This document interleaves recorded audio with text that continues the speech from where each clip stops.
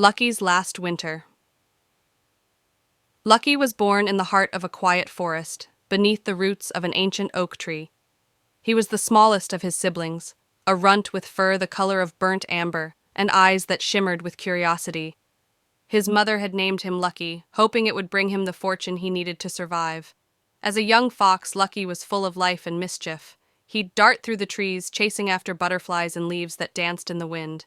His siblings were always faster, stronger, but Lucky had a cleverness about him that made him special.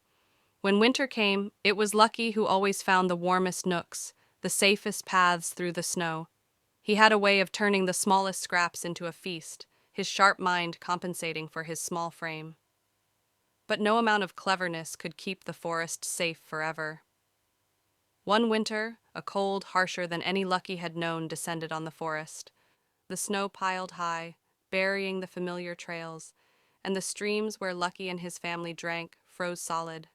Food became scarce. The rabbits vanished, the mice burrowed too deep to be found. Lucky's mother, who had always been strong and fierce, grew weaker, her breath shallow from hunger. His siblings, once full of energy, now huddled close together in the den, too tired to play. Lucky, desperate to help his family, ventured out into the icy wilderness. He wandered farther than he ever had before, his paws sinking into the deep snow with each step.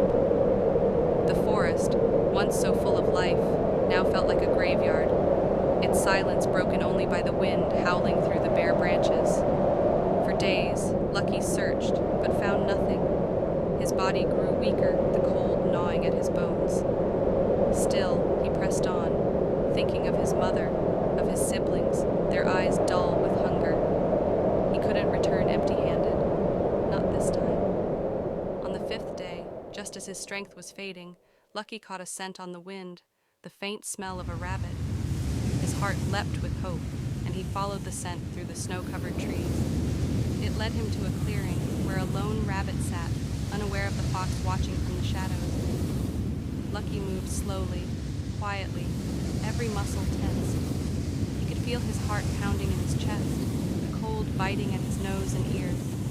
This was his chance. If he could catch the rabbit, his family would eat, and they would survive the winter. But just as Lucky prepared to pounce, there was a loud crack. A gunshot echoed through the trees, and the rabbit bolted. Lucky froze, his ears pinned back as fear gripped him. He had wandered too close to the edge of the forest, too close to the land where humans lived. Before he could move, he felt a sharp pain in his side. He stumbled, his legs giving out beneath him as he fell into the snow. A hunter had seen him, mistaking him for a threat, and the bullet had found its mark.